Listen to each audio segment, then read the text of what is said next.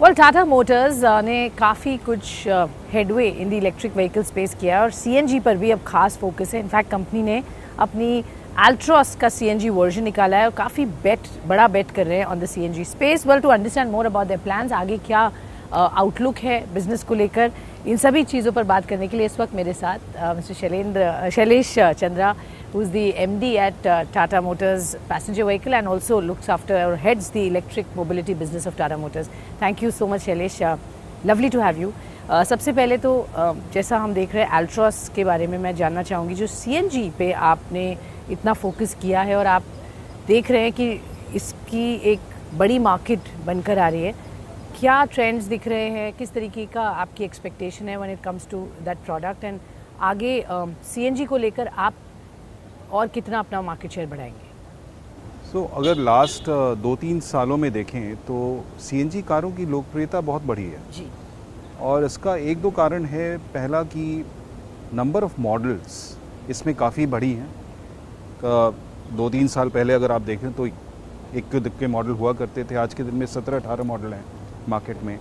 दूसरा, CNG stations का विस्तार काफ़ी हुआ है। यही 2-3 साल पहले 1500 हुआ करते थे, आज के दिन में 5500 सीएनजी स्टेशन है। तो पॉपुलैरिटी बढ़ रही है, लेकिन अभी तक जितनी भी सीएनजी कारें आती थी उसमें काफ़ी समझौता करना पड़ता था ग्राहकों को। परफॉर्मेंस, यस, परफॉर्मेंस में बात कर लीजिए, फीचर्स की बात कर लीजिए, और आपने सही बोला, सबसे बड़ा कॉम्प्रोमाइज़ जो हुआ करता था वो डिक्की स्पेस। तो हम लोगों ने जब सीएनजी में इस पावर ट्रेन में घुसने की कोशिश की तो हम लोगों ने बोला कि हमें नो कॉम्प्रोमाइज़ कार की तरफ जाना है और जो प्रॉब्लम्स है वो एड्रेस करेंगे। करेक्ट। तो पहले टिगोर जब हम लोगों ने लॉन्च किया जैन 22 में, तो उस समय हम लोगों ने परफॉर्मेंस और फीचर्स को अटैक किया, और साथ साथ हमने इस पर भी काम करना चालू किया कि कैसे हम पूरी डिक्की स्पेस दे सकते हैं कस्टमर को। तो Altroz सीएनजी को जब हमने कॉन्सेप्चुलाइज़ किया तो as a no compromise car, right. So इसमें आप देखेंगे कि ना ही फुल डिक्की स्पेस मिलती है, ट्विन सिलेंडर टेक्नोलॉजी जो हमने यूज़ किया है, हमने स्पेयर व्हील पे भी कॉम्प्रोमाइज़ नहीं किया है। फीचर्स में तो बिल्कुल किसी भी टॉप एंड वेरिएंट में अगर आप देख लें जो फीचर्स मिलती हैं इसमें हैं सनरूफ, वायरलेस चार्जर जो इस सेगमेंट में कम ही दिखती है, फिर एयर प्यूरीफायर देख लीजिए, रेन सेंसिंग वाइपर, सारी फीचर्स हैं इसमें। नई तरह की वॉइस कमांड जो ज़्यादा इंट्यूटिव हों, जो आज के यंग कस्टमर्स के लैंग्वेज में बात कर पाएँ उनके, सो सारी चीज़ें हैं। तो नो कॉम्प्रोमाइज़ व्हीकल, वही इसका ये पोजीशनिंग है, नो कॉम्प्रोमाइज़, और आपने वो चीज़ें एड्रेस की हैं जो टिपिकली सीएनजी में एक चैलेंज होती थी, and you have elaborated on it. अब मुझे ये बताइए सर कि किस तरीके का आपका मार्केट शेयर सीएनजी की तरफ अब बढ़ेगा, अभी कितना है, क्या पोटेंशियल लग रहा है? आपने कहा इंडस्ट्री ने ग्रो किया है, but what about Tata Motors? Correct. So हम अपनी पोर्टफोलियो को अभी एक्सपेंशन कर रहे हैं। 2 गाड़ियों से अभी तीसरी गाड़ी ये लॉन्च किए हैं। अगर आपको ऑटो एक्सपो याद होगा तो वहाँ पर हमने पंच ICNG भी दिखाया था बूट स्पेस के साथ। तो ये 4 प्रोडक्ट्स की पोर्टफोलियो तो हमारी ऑलरेडी उस डायरेक्शन में जा रही है। तो अभी हम करीब हमारा पेनिट्रेशन अपने पोर्टफोलियो में 8% के आसपास है। तो Altroz और पंच के साथ हम लोग 15% की तरफ मूव करने की कोशिश करेंगे। मार्केट शेयर भी रफली मुझे लगता है अभी 10-11% के आसपास है। जैसे ये 2 गाड़ियाँ और आएंगी हमारा मार्केट शेयर काफ़ी ऊपर जाना चाहिए। और सबसे बड़ी बात है कि ये एक मी टू सीएनजी कार नहीं है, ये पूरे मार्केट को डिसरप्ट कर रही है। तो जैसे जैसे इसका अवेयरनेस बढ़ता जाएगा, इसकी लोकप्रियता हमारी कारों की ज़्यादा बढ़ेगी एज कम्पेयर टू अदर्स, ये हमारा expectation. Okay, fair enough. So अगर हम इलेक्ट्रिक व्हीकल्स की बात करते हैं उसमें तो ऑब्वियसली आपने काफ़ी अच्छा प्रदर्शन लास्ट 2 साल में दिखाया है और leading the market today with the models that you got. बहुत बढ़िया रिसेप्शन भी अब तक मिला है। EVs, CNG, यही स्ट्रैटेजी सर रहेगी अब आगे चलते हुए, क्योंकि आप केवल EV पे ही नहीं, आपने जैसे CNG पर भी आप बेट कर रहे हैं, तो आगे क्या इसका तालमेल बैठेगा? देखिए, आज के दिन में अगर आप देखें तो हम लोग शायद एक यूनिक मैन्युफैक्चरर हैं जो मार्केट के इवोल्यूशन के साथ बढ़ते जा रहे हैं। सो आज के दिन में हमारी पोर्टफोलियो में पेट्रोल, डीजल, CNG और इलेक्ट्रिक सब हैं, क्योंकि अगला 3-4 साल ये चारों पावर ट्रेन एग्जिस्ट करेंगे एक साथ। आगे जाकर शायद डीजल की डिमांड कम होगी, क्योंकि हर एमिशन नॉर्म चेंज होने के बाद एक सेगमेंट से वो उसकी वायबिलिटी ख़त्म हो जा रही है। तो हम देखते हैं कि डीजल काफ़ी धीरे धीरे डाउन होता जाएगा, बट जब तक डीजल रहेगा तब तक हम भी अपने डीजल ऑप्शंस को ओपन रखेंगे। सीएनजी का विस्तार हमने किया क्योंकि मैं देखता हूँ कि 2030 तक अगर आप मिक्स देखें तो मुझे लगता है कि 20 से 25% जो है कार सेल्स सीएनजी हो सकती है, क्योंकि इको फ्रेंडली कार है, एमिशन में काफ़ी अच्छी प्रोफाइल, इसकी फ्यूल एफिशिएंसी भी बहुत अच्छी है। इलेक्ट्रिक जो है वो 25% से 30% होने जा रही है, और बाकी जो बची रहेंगी उसमें 5% से कम डीजल हो जाएगी, जो आज के दिन में 15 के आसपास होगी, और बाकी जो है फ्लेक्स फ्यूल ये सब का मिक्स आने वाला है। तो हम लोग का यही रहेगा कि हम मल्टी पावर ट्रेन जो है उसको पूरी तरह से एक्सप्लॉयट करें अपने हर प्रोडक्ट में जहाँ भी पॉसिबल हो पाए, और सीएनजी और इलेक्ट्रिक चूँकि फ्यूचर में ये दो शेयर बढ़ने वाली है, इसमें हम तेज़ी से बढ़ें और अपने पोर्टफोलियो को एक्सपैंड। ओके, तो तेज़ी से बढ़ने के अब आपके क्या स्टेप्स होंगे, किस तरीके की पेनिट्रेशन ईवीज़ में हम देखेंगे, if you can quantify that number sir. Already आपके जितने प्रोडक्ट्स हैं, अब और कितने ईवीज़ में हम स्पेसिफिकली विद व्हाट टाइमलाइंस आएंगे, और दूसरा सीएनजी में। सो ओवरऑल नंबर्स जो आप गार्नर कर रहे हैं वो कितने होंगे? तो इलेक्ट्रिक की पहले बात करता हूँ। तो इलेक्ट्रिक में आज के दिन में इंडस्ट्री जो है वो 2% के आसपास पेनिट्रेशन, हमारी पेनिट्रेशन अगर लास्ट क्वार्टर में देखें तो 12% से ऊपर हो गई, और हम लोगों ने बोला है कि 3-4 साल में हम लोग 25% तक पहुंचना चाहेंगे, और दशक के अंत तक हम लोग कोशिश करेंगे कि ये 45 से 50% तक पहुंच जाए, जबकि इंडस्ट्री जो है मैंने बताया 25 से 30%। तो आप डबल इंडस्ट्री। हाँ, सो हमारा एस्पिरेशन वैसा है। और जहाँ तक सीएनजी की बात है, मैंने बताया कि आज के दिन में 8% के आसपास हमारी पेनिट्रेशन है। ये जो नई प्रोडक्ट्स आ रही हैं सीएनजी में, इससे 12%, 15% के आसपास हमें पहुंचना चाहिए, और आगे वाले आने दिनों में फिर दशक के अंत तक हम लोग वही 25%, 30% के बीच में हम लोग को होना चाहिए। तो ऐसे ही हम लोग विस्तार करते रहेंगे। प्रोडक्ट्स के पॉइंट से अब मैं जानना चाहूँगी, कौन से सेगमेंट्स पे आप ज़्यादा बुलिश हैं, किस तरीके के प्रोडक्ट्स अब हम टाटा मोटर्स से एक्सपेक्ट कर रहे हैं? बिकॉज लोगों की अब जो एक्सपेक्टेशन है वो बढ़ गई है जब से आपने इलेक्ट्रिक व्हीकल्स बहुत सक्सेसफुली लॉन्च किए भारत में। अब जो नेक्स्ट प्रोडक्ट्स हैं, जो नेक्स्ट लाइन ऑफ प्रोडक्ट्स आपके आएंगे, वो क्या सेगमेंट? एसयूवीज ऑब्वियसली एक बड़ा मेन स्टे है, तो वहाँ पर क्या एक्शन है? तो आपने तो आंसर भी दे दिया क्योंकि बहुत वाजिब बात है, क्योंकि देखिए एसयूवीज की ग्रोथ बहुत तेज़ी से हो रही है as a percentage of it share in the total industry volume.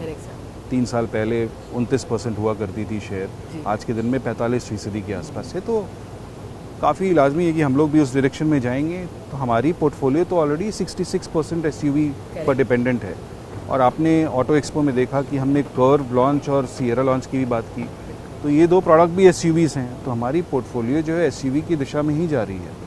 तो एसयूवी, इलेक्ट्रिक, सो दूसरा लेयर जो है पावर ट्रेन का लेयर है, जिसमें इलेक्ट्रिक सीएनजी पर अच्छा फोकस रहेगा हमारा, और तीसरा ये है कि इलेक्ट्रिक में हम लोग प्योर ईवीज़ की तरफ भी जाएंगे, तो आर्किटेक्चरल चेंजेस भी करेंगे। तो ऐसे आने वाले दिनों में ये आप इस तरह की पोर्टफोलियो प्रोफाइल हमारे एंड क्लियरली आपका लॉन्ग टर्म कमिटमेंट है, जिस तरह से आपने टाई अप्स भी किए हैं और जो फंड रेजिंग हुई है और बड़े नाम आपके साथ जुड़े हैं फॉर दिस, आई थिंक उससे समझ में आता है कि आपका कमिटमेंट इस स्पेस में स्ट्रॉन्ग और बड़ा है आगे चलते हुए।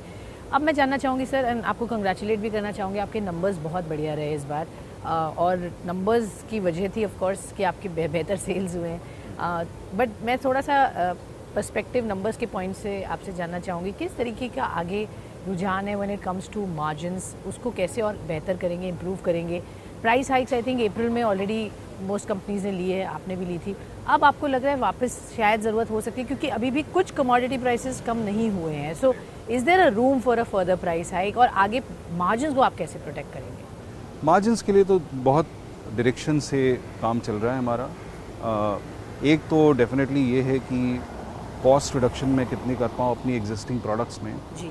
उसके लिए हमारे पास बहुत ही एक इंस्टीट्यूशनलाइज प्रोसेस है, जिसमें हम लोग एक एक पार्ट लेवल पर जाकर देखते हैं इसकी वाजिब दाम है कि नहीं, या इसका कोई सब्स्टिट्यूट क्रिएट कर सकते हैं जो सस्ते दाम में हो। तो एक बहुत बड़ा इनिशिएटिव चलता है। तो कॉस्ट पर हमेशा काम करते रहेंगे हम लोग, ताकि अगर कमोडिटी प्राइस इंक्रीज़ हो भी तो पूरा उसको मुझे पास ऑन करने की ज़रूरत नहीं पड़े, कुछ हम अपने स्ट्रक्चरल कॉस्ट रिडक्शन एक्शन से भी उसको रिड्यूस कर दें। तो एक वो बहुत बड़ा लीवर होगा। जैसे जैसे हम लोग हायर सेगमेंट्स में जा रहे हैं, कर्व, सियरा, इलेक्ट्रिक, इसमें मार्जिन्स भी बढ़ेंगी हमारी, तो ओवरऑल पोर्टफोलियो की मार्जिन भी ज़्यादा बढ़ती जाएगी, तो वो प्रॉफिटेबिलिटी ओवरऑल हमारी इम्प्रूव करती रहेगी। और देखिए अल्टीमेटली ऑपरेटिंग कॉस्ट में कितने फिक्स्ड कॉस्ट में आप कितना रेवेन्यू मैनेज करते हैं, वो भी एक बहुत बड़ी चीज़ है। और लास्ट 3 साल में जो हमारा फिनेंशियल टर्न अराउंड हुआ है उसमें हमने फिक्स्ड कॉस्ट को काफ़ी कंट्रोल में रखा है। और मैं बोलूँगा कि आज के दिन में मैं कॉन्फिडेंस के साथ कह सकता हूँ कि fixed cost as a percentage of revenue शायद टाटा मोटर्स की बेस्ट होगी आज के दिन में। तो ये सब लीवर्स पे हम लोग काम करते रहेंगे। और प्राइस इंक्रीज़ जो है, कमोडिटी प्राइसेस अगर इंक्रीज़ होंगी तो कोशिश ये रहेगी कि हम कितना कॉस्ट रिडक्शन एक्शन से कर सकते हैं कम, और जो रेसिडुअल जो भी बैलेंस बच जाएगा उसे हमें पास ऑन करना पड़ेगा मार्केट में।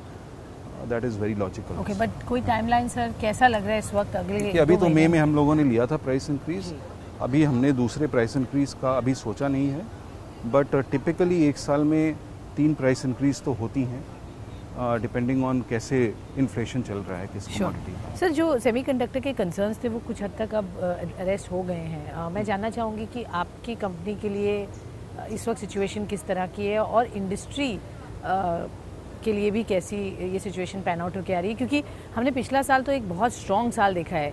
क्या ये मोमेंटम अब कंटिन्यू होगा, एक सवाल है। तो उसमें जो चैलेंजेस आते हैं वो जैसे सेमीकंडक्टर या आपके सप्लाई चेन इश्यूज हो सकते हैं, या इन्फ्लेशन के थोड़े कंसर्न्स हो सकते हैं, या मॉनसून के, तो इन चीज़ों को लेकर आप कितने कॉशियस हैं? सेमीकंडक्टर क्राइसिस देखिए बहुत डायरेक्शन से इस इशू को सॉल्व किया गया है। पहले तो जनरल सप्लाई सेमीकंडक्टर्स की बढ़ी है, लेकिन उसके ऊपर चूँकि काफ़ी बड़ा झटका था ऑटो ओईएम्स के लिए और पूरे इंडस्ट्री के लिए कि ऐसी क्राइसिस हमने सोची नहीं थी, तो इसलिए काफ़ी प्रिपरेशन भी किया गया लॉन्ग टर्म के लिए। जैसे बहुत सारी ऑप्टिमाइजेशन की गई, सेमीकंडक्टर के यूज़ को क्या मैं कम कर सकता हूँ, उस पर काम हुआ इन 2 वर्षों में। फिर क्या मैं ज़्यादा स्टैंडर्ड सेमीकंडक्टर्स की तरफ जा सकता हूँ जिसकी सप्लाई अच्छी है। रिलेशनशिप विद सेमीकंडक्टर सप्लायर्स जो पहले ओईएम्स की नहीं होती थी, टीयर 1 सप्लायर्स के साथ होती थी, वो रिलेशनशिप बढ़ा है। हमें ये भी पता चल गया कि ओपन मार्केट में कहाँ कहाँ से हम परचेज़ कर सकते हैं। तो जनरली मैं देखता हूँ कि आज के दिन में कंपनियाँ सेमीकंडक्टर्स को मैनेजमेंट जो है, सप्लाई मैनेजमेंट, वो काफ़ी इम्प्रूव हो गया है। और जो स्ट्रक्चरल एक्शंस ली गई हैं उससे इन जनरल सिचुएशन इम्प्रूव हुआ है, on top of supply situation जो सेमीकंडक्टर की इम्प्रूव हुई है। ओके, तो वहाँ पे इतनी दिक्कत अब नहीं है? अभी दिख नहीं रही है उतनी दिक्कत। 10-12 कंपोनेंट ऐसे रहते हैं जैसे हमारे केस में, जिसे हमें बहुत क्लोजली वॉच करना पड़ता है अभी, और जिसमें हम लोग बहुत क्लोजली वर्क करते हैं उन सप्लायर्स के साथ। श्योर। और इसके अलावा से जैसे मैंने इन्फ्लेशन की बात की या मॉनसून की, इसका कितना आप चैलेंज देखते हैं आगे आने वाले? और इंडस्ट्री ने जो ग्रोथ पिछले साल देखी, आपको लगता है कि वो हम देख पाएंगे या हमें थोड़ा सा रियलिस्टिक और कॉशियस होना पड़ेगा? देखिए कॉशियस तो हमें होना चाहिए, बट मुझे अभी तक कोई अर्ली सिग्नल्स नहीं दिख रही है कंसर्न होने की। क्योंकि डिमांड जो है उस लेवल पर है कि जिस लेवल पर हमने लास्ट ईयर एंड किया उससे थोड़ी ज़्यादा ही हो सकती है। तो 4 मिलियन की इंडस्ट्री मैं समझता हूँ इस साल आसानी से हम लोग को, 40 लाख आसानी से कहना गलत होगा क्योंकि एनवायरनमेंट में कब क्या चेंज हो जाए आपको पता नहीं। 40 लाख रियलिस्टिक। बट आज के दिन में अगर मैं सिग्नल्स देखूं तो ऐसा कंसर्न नहीं दिखता है मुझे 4 मिलियन के लिए। तो 4 मिलियन काफ़ी बड़ी साइज़ है। मैं बोलूँगा 2-3 साल पहले हम लोग अभी 2.7 मिलियन पे थे। It's a steep jump of 27% which has happened last year. So मुझे लगता है अगर इस लेवल को हम सस्टेन करके 5-6% भी ग्रो करें, it is not bad, industry के लिए अच्छा है। ओके सर, जब आप बोल रहे हैं इंडस्ट्री के लिए अच्छा है, ये तो डोमेस्टिक मार्केट की बात हुई। एक्सपोर्ट्स के पॉइंट ऑफ व्यू से किस तरीके की आगे इंडिकेशंस हैं? टाटा मोटर्स का एक्सपोर्ट्स को लेकर क्या प्लान है? एक्सपोर्ट्स मुझे लगता है एक काफ़ी बड़ी अपॉर्चुनिटी है इंडियन मैन्युफैक्चरर्स के लिए, जो भी इंडिया में मैन्युफैक्चर कर रहे हैं। पहला कि अगर मैं आइस की बात करूं, आइस व्हीकल्स की, तो पहले हम लोग 7-8 साल पीछे हुआ करते थे एमिशन रेगुलेशन में as compare to developed market. आज के दिन में काफ़ी हार्मोनाइज हो चुका है, तो एक अपॉर्चुनिटी उससे आती है। और दूसरा कि इलेक्ट्रिक व्हीकल में कोई एमिशन नॉर्म नहीं है, तो आप हार्मोनाइज्ड हैं ऑलरेडी फ्रॉम डे 1। सो ये 2 बहुत बड़ी अपॉर्चुनिटी है। हम लोग भी इस दिशा में सोच रहे हैं। Mainly from electric vehicle point of view हम लोगों की काफ़ी सक्सेसफुल कार्स रही हैं इंडिया में। पूरे संसार में हमने देखा है कि इलेक्ट्रिक व्हीकल्स हैं वो $25,000 से चालू होती हैं, और हमारी अभी तक जितनी लॉन्च की हमने कारें सब $25,000 की नीचे हैं। तो एक अपॉर्चुनिटी भी है, राइट? सो ये सब सोचकर हमें आगे बढ़ना है एक्सपोर्ट्स के लिए। तो अभी मैं बोलूँगा कि वो ड्राइंग बोर्ड पे है। ओके। जब प्लान को हम मैच्योर कर लेंगे। आप तो उसके ऑलरेडी बारे में थोड़े और नेबरिंग कंट्रीज में तो हाँ, मतलब मैं उसको बहुत उसको बहुत मैं बट आपकी एक्सपोर्ट बड़ी स्ट्रेटजी है, मतलब जी हाँ। अगर मैं नेपाल देखूं तो नेपाल में हम लोग 10% मार्केट शेयर हुआ करते थे। पिछले साल हम लोग 50% मार्केट शेयर थे, क्योंकि आइस इंजन का बैन हो गया और वहाँ पर बहुत तेज़ी से लोग इलेक्ट्रिक व्हीकल अडॉप्ट कर रहे हैं, तो उसमें हमारी इलेक्ट्रिक व्हीकल्स अच्छा कर रही हैं। बट बियॉन्ड नेबरिंग कंट्रीज आप कह रहे हैं, जैसे यूरोप और यूएस जैसे मैं बोल रहा हूँ बड़े मार्केट्स में भी अपॉर्चुनिटी देखते हैं और उस पर आप एक स्टडी करें। By when do you think sir वो आप रेडी हो जाएगा, फाइनलाइज? मुझे लगता है कि आने वाले 1 साल में हम लोगों को फाइनलाइज करना चाहिए। And how much do you think will exports contribute to your over, या पोटेंशियल कितना है एक्सपोर्ट्स का इन दीज बिग मार्केट्स, अगर आप सक्सेसफुली आप ये तो मैं जब प्लान पूरा रेडी कर पाऊंगा तब मैं बता पाऊंगा। बट सब्सटेंशियल है सर, सब्सटेंशियल होना चाहिए, बिल्कुल बिल्कुल। ओके, इसकी वजह से since you are upping this you know expansion, आपको प्रोडक्शन भी ऑब्वियसली बढ़ाना पड़ेगा। तो प्रोडक्शन इस वक्त आपकी कैपेसिटी यूटिलाइजेशन कैसी है? What is the capex that you are lining up? जो डिमांड के ट्रेंड्स आ रहे हैं और जो वेटिंग पीरियड बढ़ी हुई है, उसको कम करने के क्या प्लान्स हैं? तो देखिए, हमारी कैपेसिटी यूटिलाइजेशन जो हमारे 3 प्लांट हैं, फोर्ड के अलावे मैं बोल रहा हूँ, जो एक पुणे प्लांट है, सानंद में एक प्लांट है हमारा, और एक जॉइंट वेंचर प्लांट है स्टेलेंटिस के साथ। इसमें हमारी यूटिलाइजेशन 90 to 100%, कुछ केसेस में 100% से ऊपर है, क्योंकि अगर मैं स्टेलेंटिस प्लांट की बात करूं तो हम लोग उनकी कैपेसिटी भी यूज़ कर रहे हैं। सो उस हिसाब से हमारी कैपेसिटी जो है with that capacity of the partner also, हाँ, तो करीब 6 लाख की कैपेसिटी है, 50,000 के आसपास हैं हम लोग आज के दिन में। फोर्ड प्लांट जो है उसमें हम लोगों ने हमें एडिशनल 300,000 की कैपेसिटी मिली है, जिसको हम रीटूल कर रहे हैं। कब तक सर वो हो जाएगा? मैं समझता हूँ कि 1 साल तक में होना चाहिए ये। तो फिर वो प्लांट जो है मुझे 300 कैपेसिटी ऐड करती है, उसको हम 4,20,000 तक भी ले जा सकते हैं।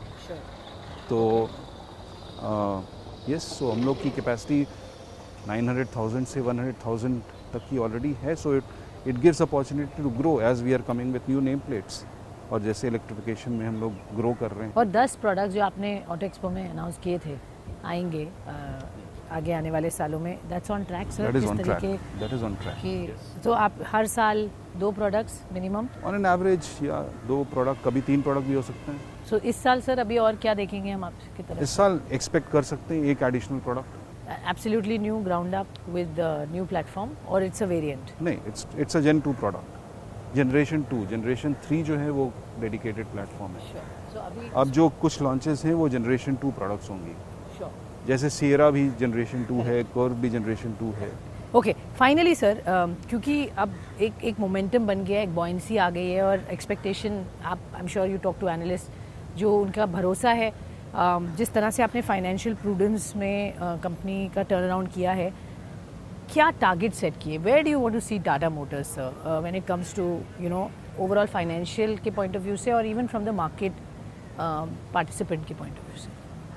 मैं पैसेंजर व्हीकल की बात कर सकता हूँ और टीपीएम की। मैं तो समझता हूँ कि हमारा रेफरेंस होना चाहिए जो भी बेंचमार्क कंपनीज हैं, फिनेंशियल शेप के बेसिस पर और साइज़ के बेसिस पर। तो मैं बोला कि हमारा वॉल्यूम, हम किस हद तक जा सकते हैं, जो कैपेसिटी क्रिएट की है हम लोग, हमारा एम्बिशन होगा कि किसी स्टेज पे हम लोग उस कैपेसिटी को फुली यूटिलाइज कर पाएँ with new products which are going to come, and the expansion of powertrains that we are doing in electric, CNG. So आज के दिन में 5,40,000 जब हमने बेचा लास्ट ईयर, तो करीब करीब हम लोग 50,000 करोड़ के रेवेन्यू पर थे।